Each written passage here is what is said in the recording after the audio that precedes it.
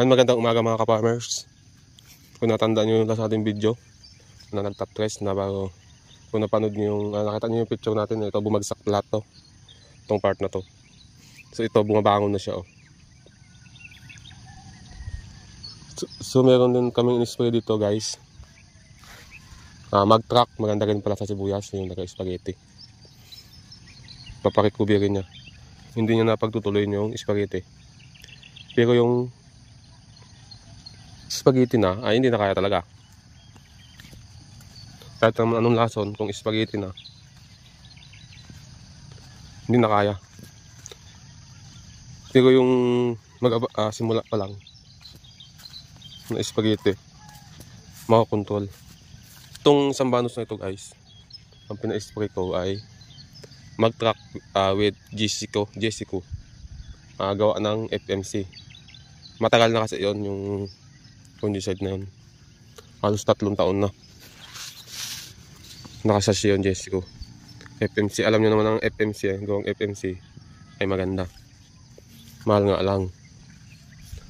May halos siyang mag-track at Jessico. Bago dito naman, sa sambanos na to ay mag-track din, pero may halong calcium nitrate. Yan. Medyo bumabangon-bangon na rin. Yan, may papulo-pulong spaghetti. Ayan o. Ayan o, nauulian din naman. May laman na rin naman. Yan, mayroon kasi mag-spaghetti ng sibuyas pag naglalaman na. Ayan, medyo gumaganda na rin siya. Hindi tulad ng dati na halos bagsak siya. Bago dito naman guys, in-spray naman nila ay Antracol with calcium nitrate naman siya. Iba-iba guys ang ating pina-spray.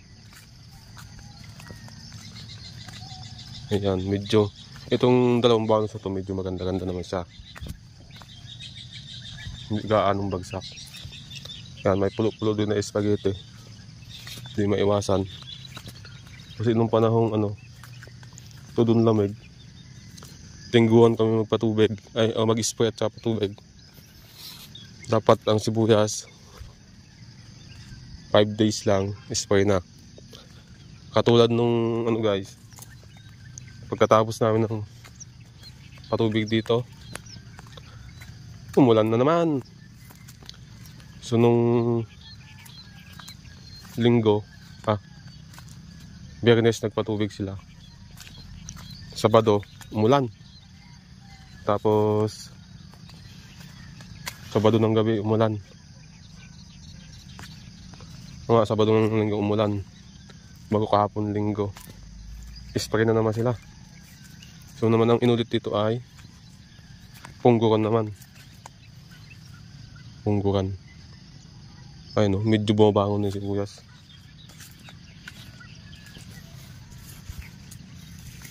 Tingnan nyo guys yung malaki ang bulas ng sibuyas. Ang laki ng lalaman, no? Halos malaki pa sa 5 piso. Tingnan nyo naman ang dahon kasi laki na. Sobrang taba. Ayan makikita nyo guys, bagsak talaga, dapa. Yan, katulad nun, tayo. Ayan, dapa. Tingnan nyo, sobrang dapa, diba? Ginasakas ito ng ibon. Kaya dumapa ng ganyan. Ibon na puti. Ito guys, yung gumaganda na yung dahon niya. Hindi katulad nung dati na nagbaluktutan, Nagbaluktutan ngayon, naga-straight na siya. Kaya nakikita yung puti-puti na yan,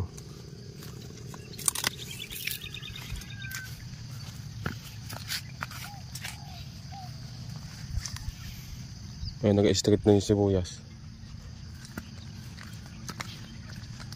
Tsaka guys pala ito, napa-sprayan ko na rin ng hyper.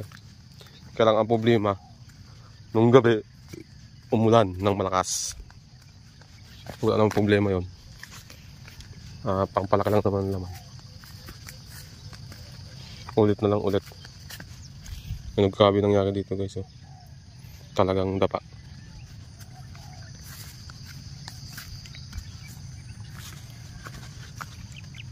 Ganito sana guys, oh. Pabalik din naman ang ano, yung dahon niya.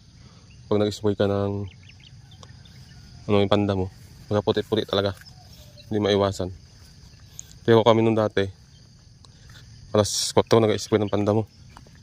Gawa nung kadaming pasok ng panda mo dito. Kaya kailangan alas 4. So dito natin ginamit yung mag-truck, yung dalawang banos na to. So napanood ko din yung mag-truck na yun. Maganda rin pala sa nag-spaghetti yung mag-truck. So kayo nang bahalang dumiskarte sa templado ng mag-truck. So ang ginamit ko kasi dito ay 300 ml. Diba ang lakas? Pinapanatan ko ng 300 ml. So yung si boys naman medyo gumaganda na. Hindi katulad ng dati na bagsak. Ito may halong calcium nitrate mag-truck. Ito, itong sambanos na to. Yan, sambanos naman na yan ay mag-truck bago GC ko. Yun lang guys, and magandang umaga sa atin lahat.